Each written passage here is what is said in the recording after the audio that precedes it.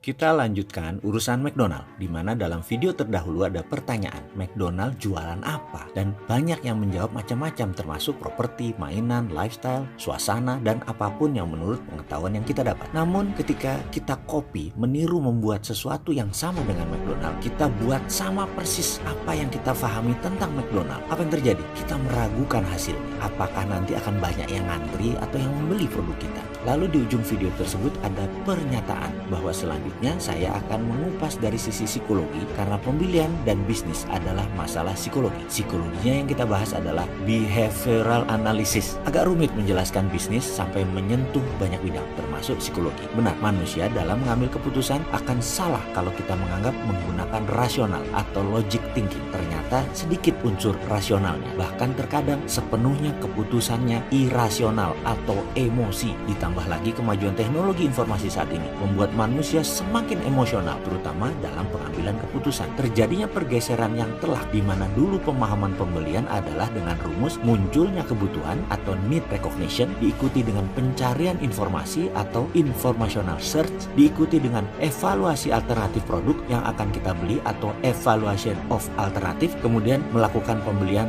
dan penggunaan atau purchasing and consumption. Fakta sebenarnya, kenyataan terbanyak pada saat Anda ke Senayan City, di mana niatnya mau membeli celana jeans dan minyak wangi, ternyata proses belanja dalam tanda petik itu tidak semulus logika kita sewaktu berangkat di awalnya. Seberapa sering ternyata Anda pulang tidak jadi beli celana jeans, malah beli baju atasan. Tidak jadi beli parfum, malah beli handphone seri terbaru. Di mana rasionalnya? Apakah ini pengalaman kita semua atau hanya saya? Kembali ke McDonald. Apakah McDonald laku keras karena lokasinya? Atau laku karena Mac buburnya? Atau karena Mac rendangnya? Atau karena Mac chickennya? Kalau secara rasa, semua produk McDonald biasa saja menurut saya. Bahkan lebih enak sate ayam di depan rumah sakit Pertamina atau ayam goreng di restoran Melayu pagi sore. Masih saya bilang lebih enak dan ngangenin daripada paket hematnya McChicken. Atau kita tambah satu lagi deh bisnisnya, Starbucks. Starbucks sukses di dunia dan menjadi darlingnya di Wall Street hingga saat ini. Apa karena frappuccino? Apa karena mochaccino? Atau karena green tea latte-nya? Atau apa karena kopinya yang enak? Tidak. McDonald's, Starbucks sukses dan laku produknya bukan karena apa yang disebut konten atau what to offer atau apa yang ditawarkan kepada pembeli. McDonald's sukses bukan karena makanan. Starbucks sukses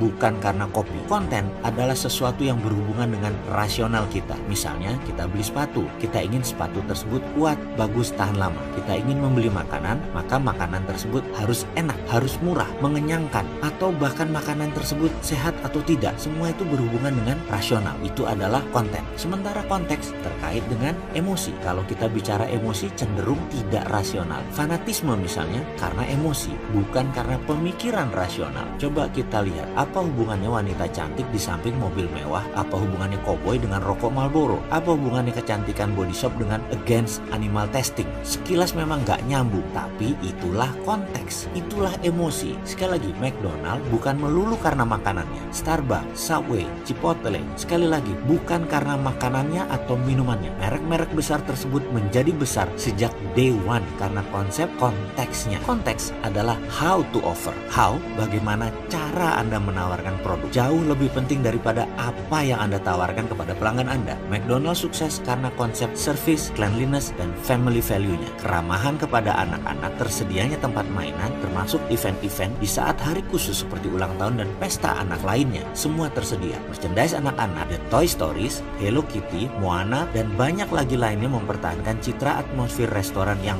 fun dan friendly. Itu semua adalah konteks. Itu semua adalah emosi. Sekali lagi, dari sisi yang lain saat ini, konten saja tidak cukup. Untuk memenangkan kompetisi bisnis harus masuk ke emosi, ke konteks. Konten itu sesuatu yang given, sesuatu yang biasa-biasa saja. Kita harus memanfaatkan kekuatan konteks agar memberi value yang unik. Bagaimana membuat konteks dari produk kita? Karena mungkin produk sahabat bukan makanan atau juga bukan minuman, tetapi ada ribuan konten lainnya. Bagaimana behavioral analisisnya sehingga bisa membuat konteks yang menarik? Ini pertanyaan serius yang harus dijawab serius. Kita lanjut yuk.